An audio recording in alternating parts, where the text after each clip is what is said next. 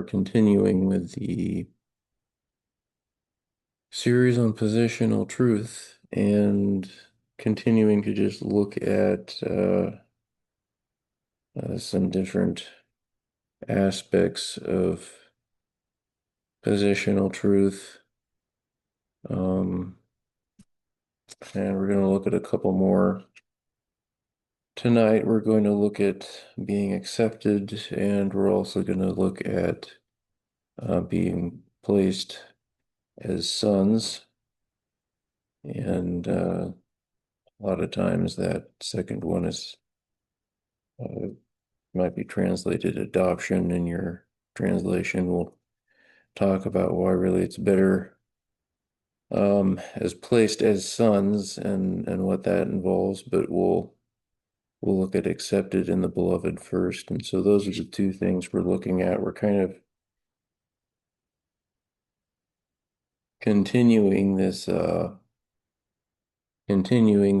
theme of um, trying to connect some similar aspects. Last week we looked at some things dealing with sin, but we looked at there's no condemnation, for example. So we're kind of moving forward with uh, some of these things that have the idea of not not involving condemnation or not involving future, not really receiving, I guess, what we deserve, the negative consequences that we deserve, but the opposite, we're accepted and we're given a position of privilege. So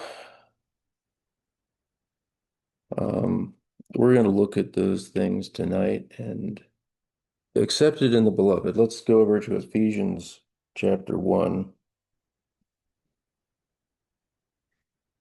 And this is going to be the verse we key off of for this section of the message. It's um, Ephesians 1:6.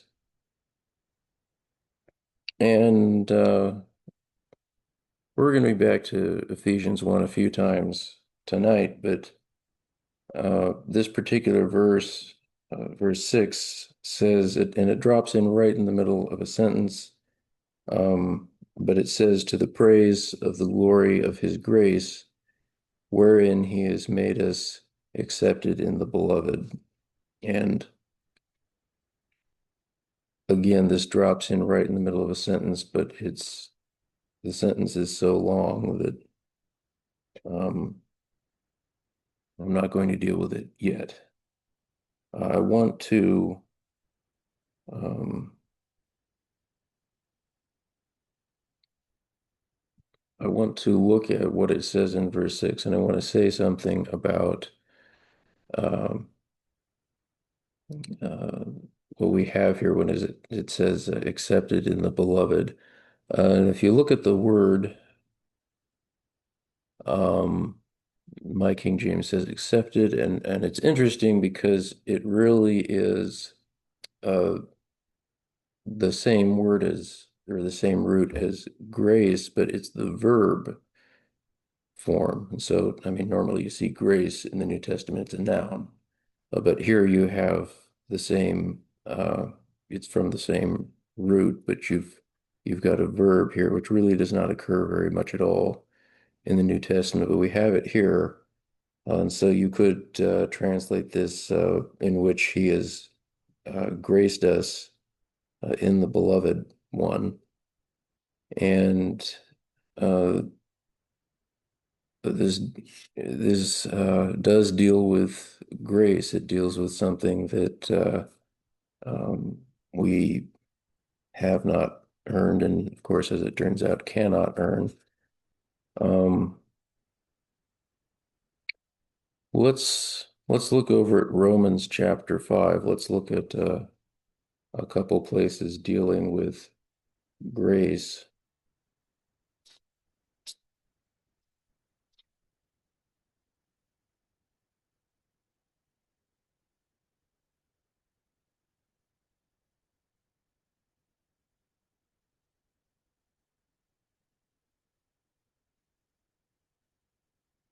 Um, and let's pick up verse 14.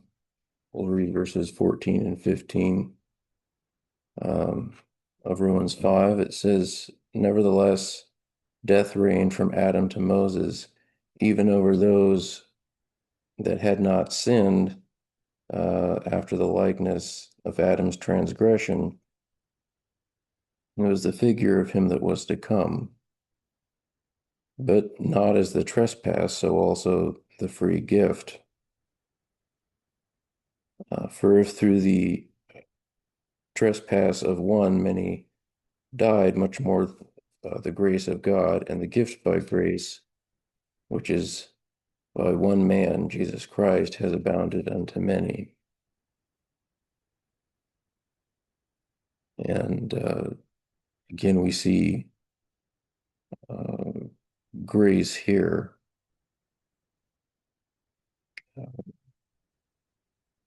where it says, um, "If through the trespass of one uh, many be dead, much more the grace of God or from God and the gift by grace, which is one by one man, Jesus Christ, has abounded to many." And grace is involved in this. Obviously, it's something that we cannot merit. Um, let's also look over at 1 Peter 5.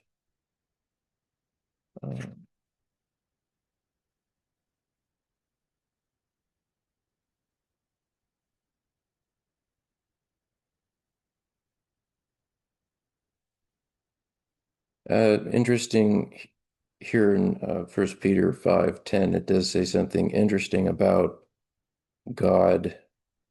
Uh, in verse 10, it says, "But the God of all grace, who has called us to his eternal glory by Christ Jesus, after you have suffered a while, make you perfect, establish, strengthen, and settle you." And so it calls him the God of all grace. And it's important when we deal with grace, it clearly and obviously applies to our past and future tense salvation. We know we have been saved and that that is something we don't deserve. We know we're going to, some of the things that we're going to receive that are going to happen to us in the future. And likewise, those are things we don't deserve. Um, but when you think about our position, uh, it says, what do we read in Ephesians 1:6? We were graced in the beloved one.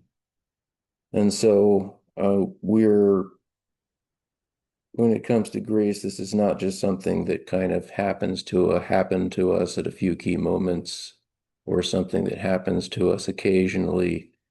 But this is something that describes the position we have in Christ. Um, and again, as far as the beloved one, we can look at Colossians chapter 1.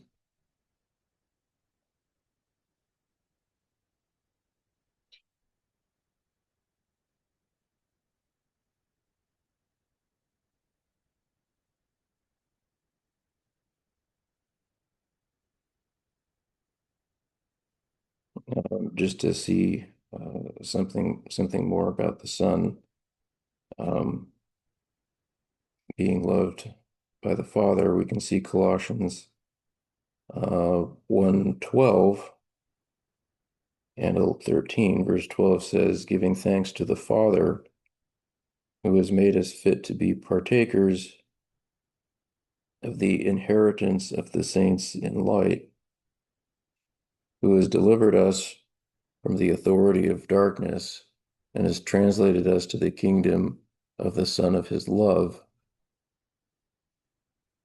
in whom we have redemption through his blood, the forgiveness of sins. We were here last week. This will be a common occurrence. We'll keep finding ourselves in places we've already been, because this in Christ truth, it is just all over the place and all links to one another. But the kingdom of the Son of his love, and when we go back to Ephesians 1, we see what we read earlier. He has graced us in the beloved, in whom we have redemption through his blood, the forgiveness of sins. Also sounds like something we were reading last week. So this is identified as Christ, and in in him we have uh, uh, yeah, he has graced us in the beloved, as it says here. We are accepted. Now,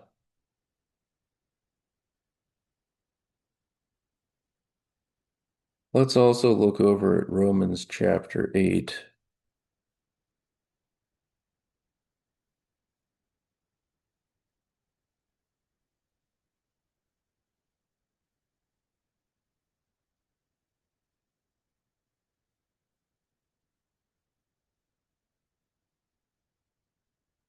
And we'll just see something interesting here.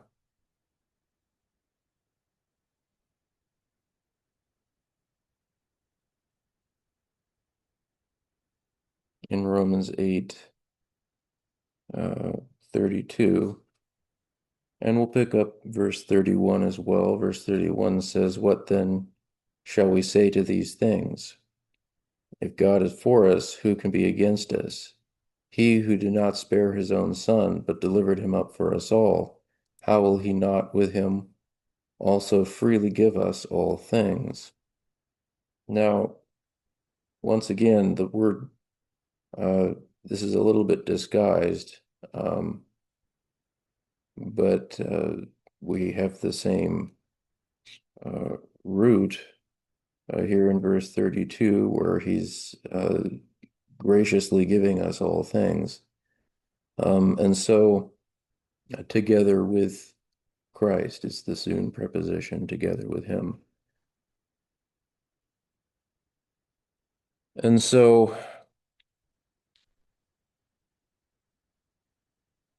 what effect does this have on our thinking? Why am I bringing this up? Well,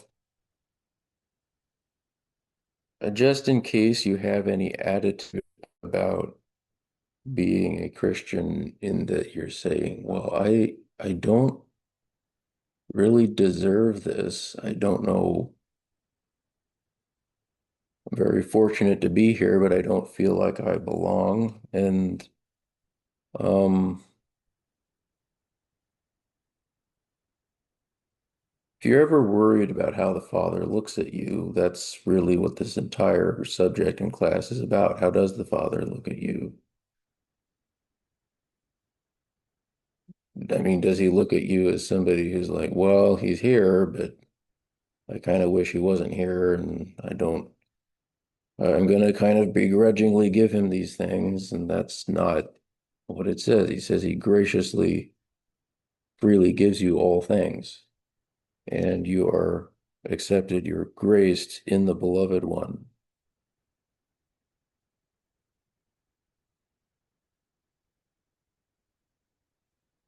And it's fascinating because from this point of view, you realize we've gone from um, a situation where for the unsaved probably have a higher opinion of themselves than God does. I think that would be safe to say. To now we're in a position where probably uh, we may have a lower position of ourselves than God does in this sense, because even, God is accurate, he sees us accurately, but in Christ, uh, he sees us accepted in the beloved. We're also going to look at him. We're placed as sons. We're we saw our sins are forgiven.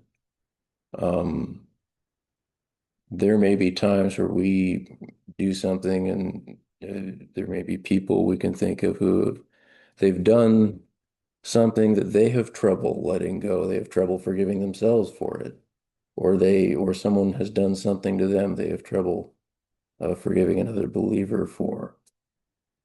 But God doesn't have trouble with that. And so rather than being concerned about uh, how accepted we are, what we need to understand is that this deals with grace, not merit. The effect on our thinking, well, this is something that is it's not conditional. It's not conditional on something. It's part of our position. This is the same with any aspect of our position we could talk about. It's not conditional.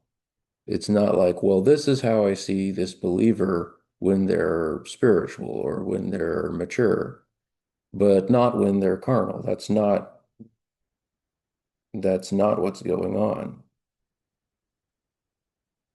This may not be how that believer sees themselves when they're carnal, but this is still their position. They're just not living in it, and uh, they're just not reflecting it. And so there is not some limit or condition or something that you can do to make the Father so annoyed at you that he's going to stop seeing you in your position in Christ, or that he's going to stop uh, providing the things that you need. Um, and let's look back at Ephesians 1:6, because we actually see something of the effect of this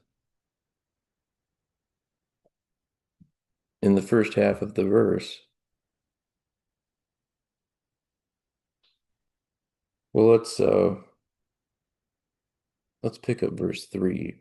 This is actually the beginning of this long sentence, but we'll pick up verse 3. It says, "Blessed is the God and even Father of our Lord Jesus Christ, who has blessed us with all spiritual blessings in the heavenlies in Christ." And yes, it says in Christ, so we'll be back here later. According as he has chosen us in him. There's another one. Before the foundation of the world, that we should be holy and without blame before him in love, having marked off boundaries to us unto the it says adoption of children, it's son placement. This is actually the next thing we will be looking at. And so once again, we will be back to this verse later.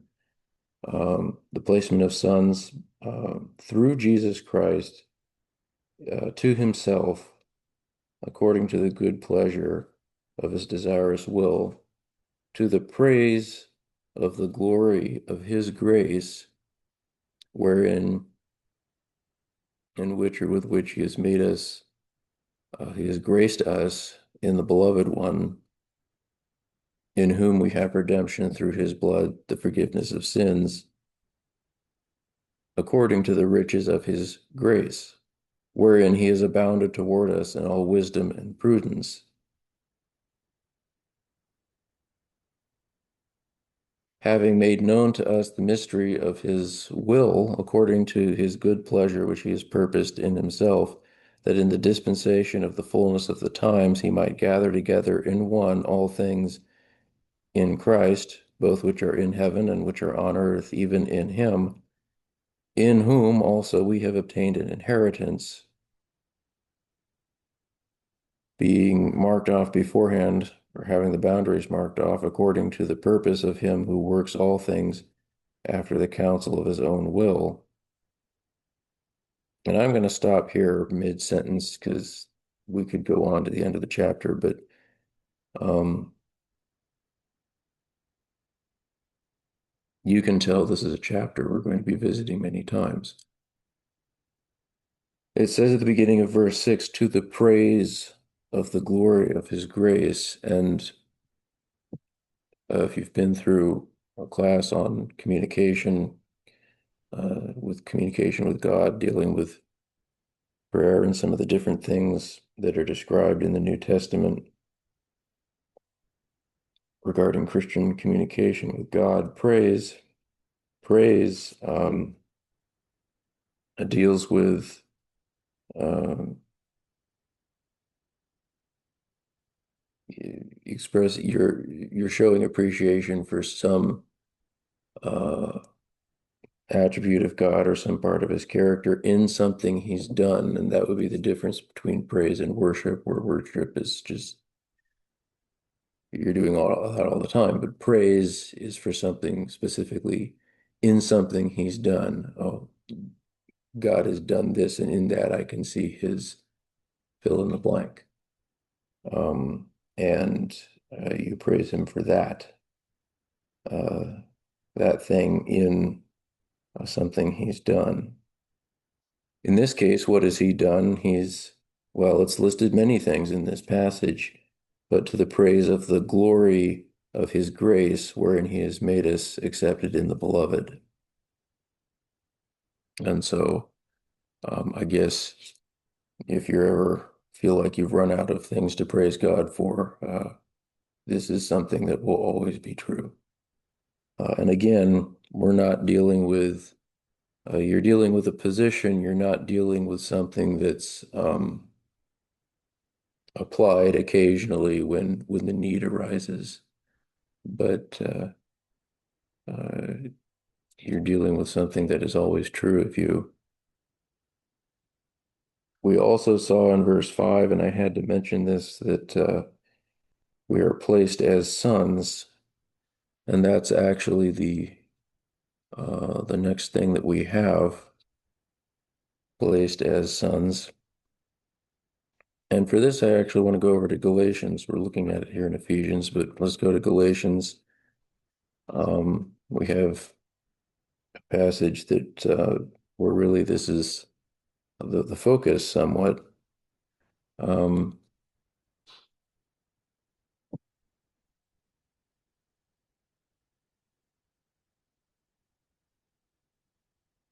and let's look at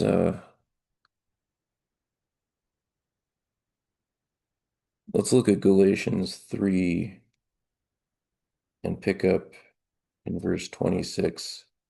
And and here in Galatians, Paul is having to deal with the Galatians trying to live by law, and he's needs to explain to them that that's completely unnecessary and inappropriate. Um, and so in verse 26 of Galatians 3, he says, for you are all the children of God by faith in Christ Jesus. Now, that's what I see in front of me in my English. It's uh, sons. You are all sons of God through the faith in Christ Jesus. For as many of you as have been immersed into Christ have put on Christ. There is neither Jew nor Greek. There is neither slave nor free. There is neither male nor female, for you're all one in Christ Jesus. And if you are Christ, then you are Abraham's seed and heirs according to the promise. And so Paul is making a point, and in verse 28 states these distinctions are not there. Somebody might bring up the objection, hey, you can't be a son because you're not this or you're not that. Paul makes the point there's none of those distinctions are here. You're all one in Christ Jesus. And he says in verse 26, you are all um, sons. Now, in chapter 4, he's really going to explain what a son means, and we'll read through this, but um, just to make this point that the concept of sonship, um, Paul's not referring to somebody who is simply a male offspring. That's not what he's saying. He's talking about a position of some privilege. And uh, what you would typically do in the language, you wouldn't simply call any male offspring a son. You might call them a paidion or something else where they're a learner. They're not yet mature enough, responsible enough to have the position of son. And um, we're actually going to see, um, we'll see some of this in chapter 4. Paul kind of makes this point. Um, so let's continue reading into chapter 4. He says in verse 1, "Now I say that the heir, as long as he is an infant, does not differ from a slave, though he is Lord of all, but he is under tutors and governors until the time appointed by the Father." And so, uh, again, Paul uses the word for somebody really young. They're not even able to um, articulate well, and uh, he makes the point they're not really different from a slave. In fact, probably one of the slaves is in charge of uh, babysitting, essentially.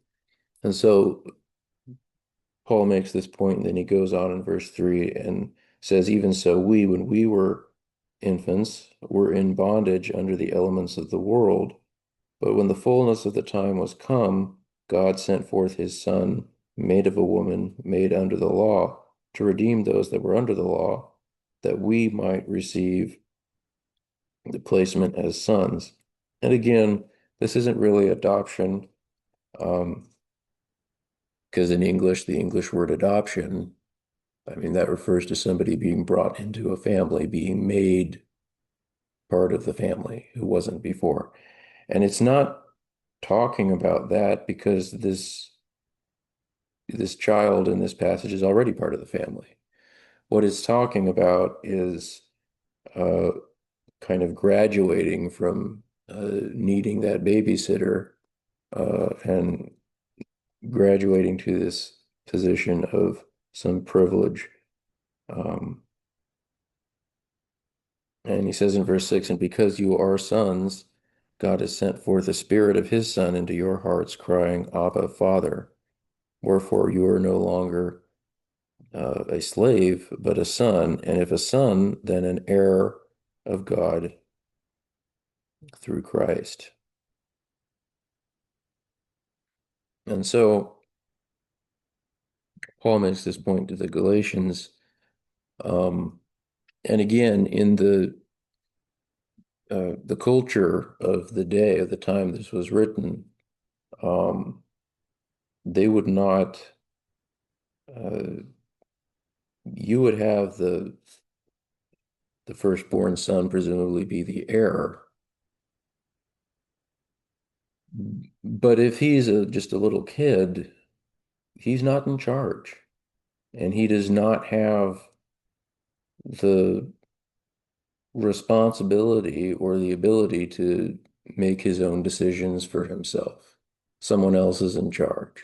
There's as it says in verse 2, tutors and governors. There's people in charge of him, even though he's the heir to the whole estate. And so that's not what Paul is saying of the believers. He's saying you're actually placed as sons. Um, and he does this in the course of trying to demonstrate to the Galatians that they're not under law. Um, and so that is part of this. And so we actually see from verses 4 and 5 here um, that this involves freedom from the law, because that's the entire reason Paul is bringing this up. He says in verse 9, "But now, after you have known God, or rather are known by God, how do you turn again to the weak and beggarly elements or until you desire to again be in bondage. And so Paul's point to the Galatians is that they are free from that. They don't need to behave as if they've got somebody who's been put in charge over them and giving them instructions, but rather they have this position in the household. This is part of our position in Christ. We're placed as sons, and this is um, again to make this distinction a possession. Um, we're looking at some things that are possessions. I'm kind of bringing some of those in as well. And this is one of those. It's something we possess now. Um, but let's see. Let's also look at um, when this takes place. And we go. Well,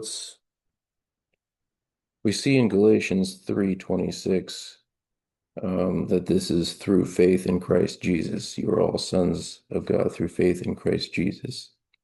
We also can go back to Ephesians 1, and I pointed this out already, but Ephesians 1:5, where it says, having uh, marked off the boundaries beforehand to us unto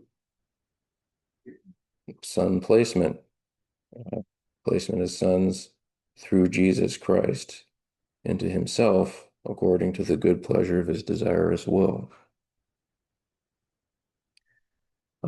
And so we see this as something that uh, happens at initial salvation through faith in Christ Jesus, as it says in Galatians.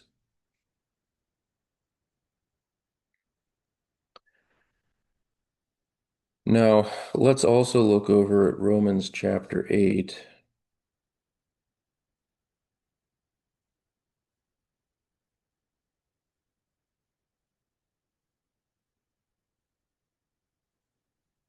And let's take a look at what it says in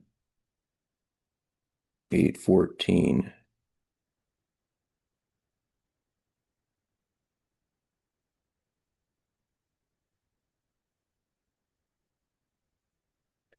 It says here,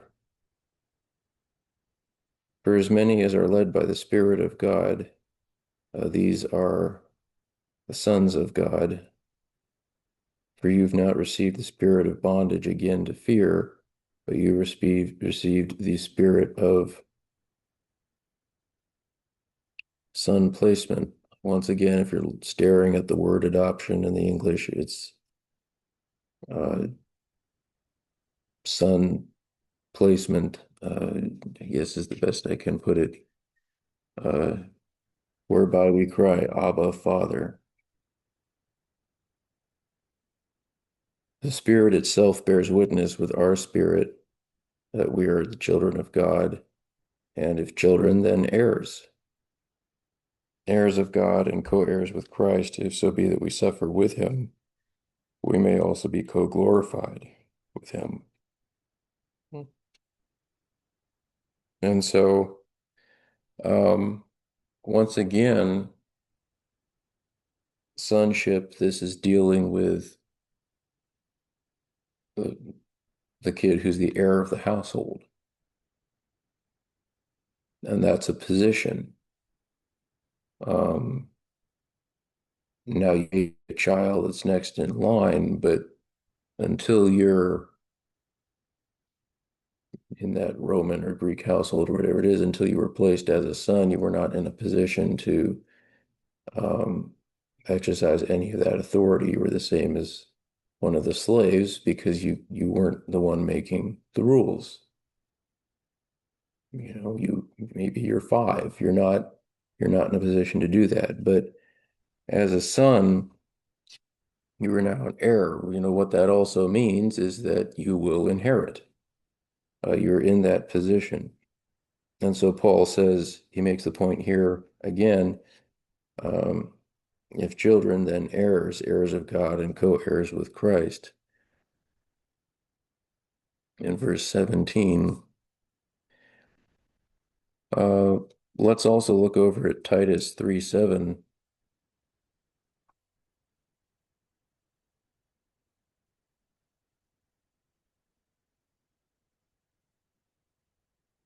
and we'll also say something about heirs being heirs over here.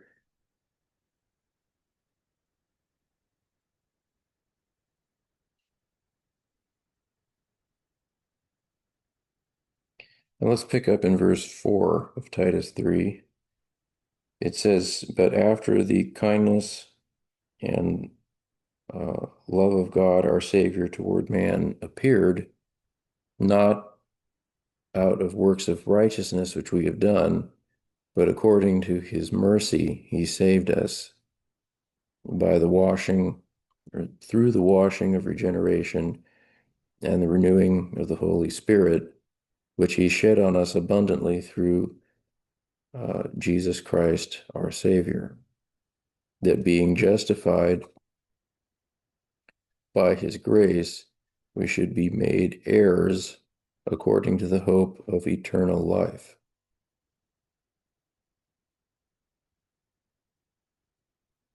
And so here again, we see something said about being made heirs.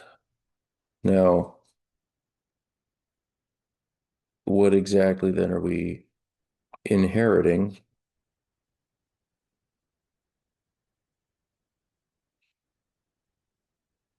Well, let's look over at First Peter chapter 1, and um, as we're turning here, want to think about what does this mean for us that we are sons, placed as sons, that we are heirs. What does that mean? Well, that means we have an inheritance coming to us. What do you think that means about our future tense salvation?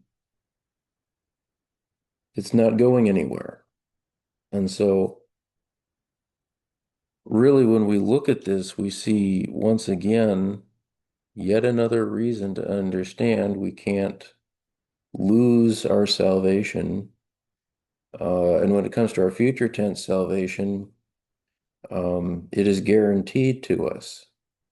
Uh, and we see, in fact, um, another example of God in Scripture going to great pains to describe how certain it is that we're going to receive it. Now we're being, he talks about being placed as sons, being heirs, receiving an inheritance,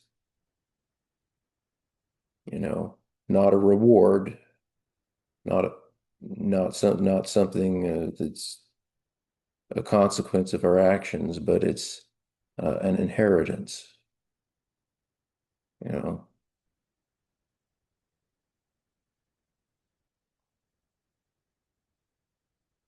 Um, it's not we're in a position uh, to be receiving it. We're, I guess, to use the idiom, we're fixing to receiving it. We're about to, and so it's not. Again, it's not described as conditional, and yet another reason to understand the certainty of our future. Let's look at First Peter 1:3, where it says, "Blessed is the God, even Father, of our Lord Jesus Christ, which according to his abundant mercy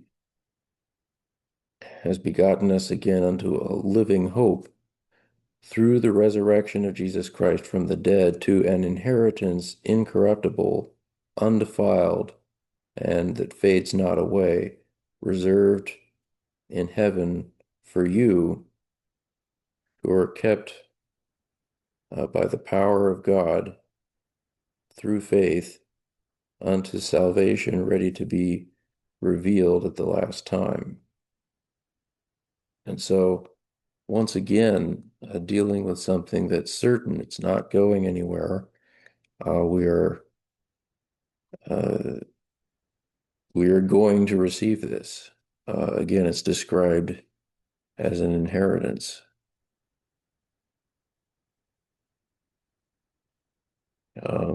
Let's look over at Hebrews 9:15.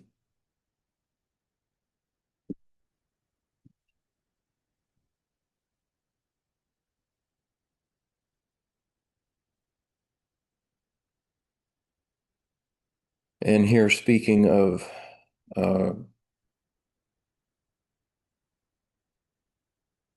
speaking of Christ's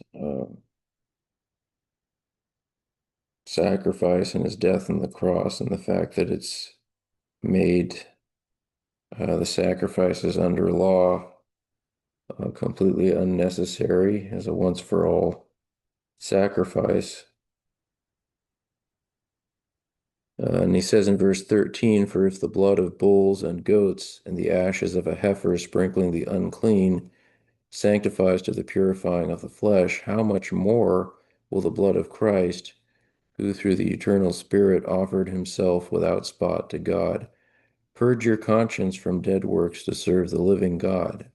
And for this cause he is the mediator of the New Testament or New Covenant, uh, that by means of death, for the redemption of the transgressions under the first testament, that those who are called might receive the promise of eternal inheritance."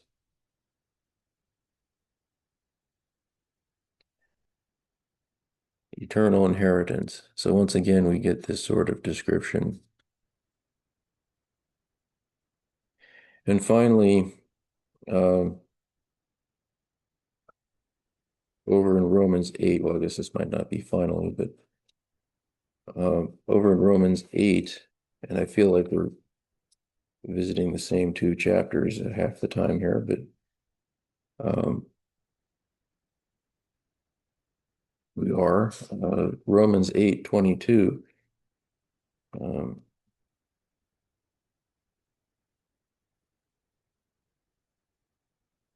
Interesting what it says here. It says, "For we know that the whole creation groans and travails in pain together until now.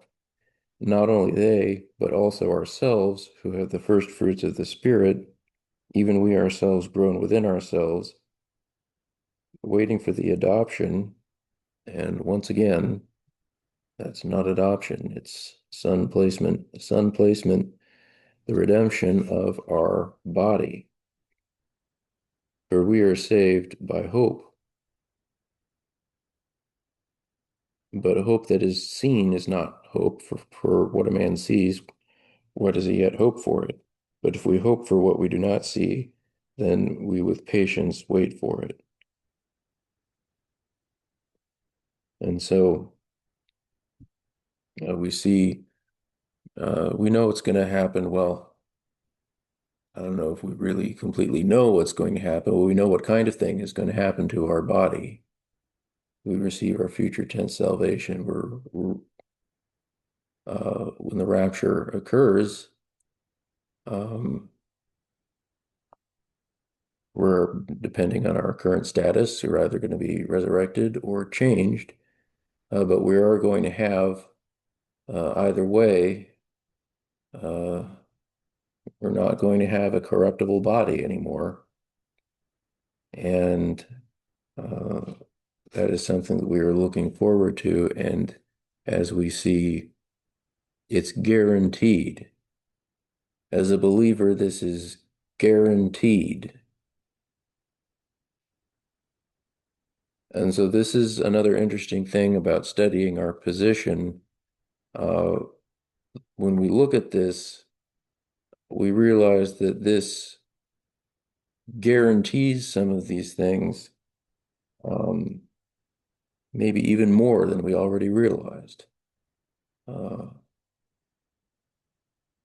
God sees us in this position, and so uh, when the Satan, the accuser of the brethren, goes and says, look at what this Christian of yours is doing,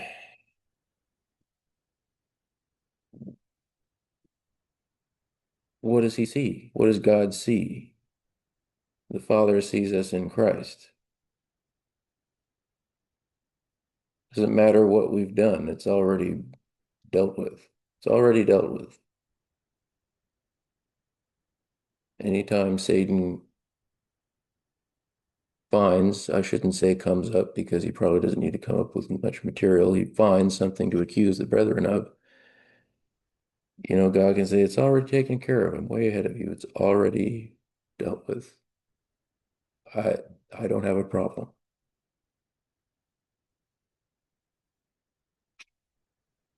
He's already uh, accepted, placed as a son. His sins are forgiven. He can't possibly receive condemnation because it's not possible in his position.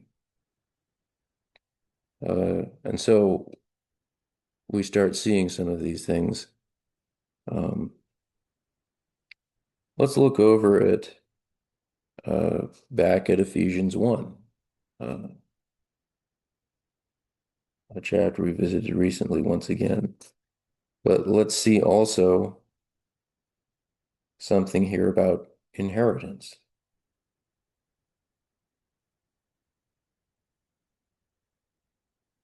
And I'll pick up verse 10 so that we're not beginning our reading with the words in whom, although you could probably guess who we're talking about. But verse 10 says that in the dispensation of the fullness of the times, he might gather together in one all things in Christ, both which are in heaven and which are on earth, even in him, in whom also we have obtained an inheritance.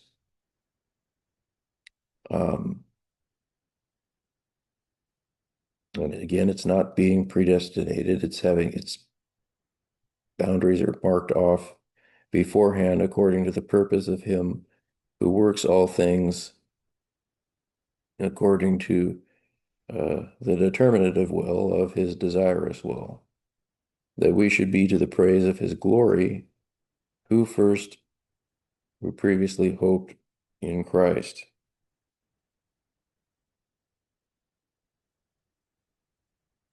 in whom you also trusted after you had heard the word of truth, the gospel of your salvation,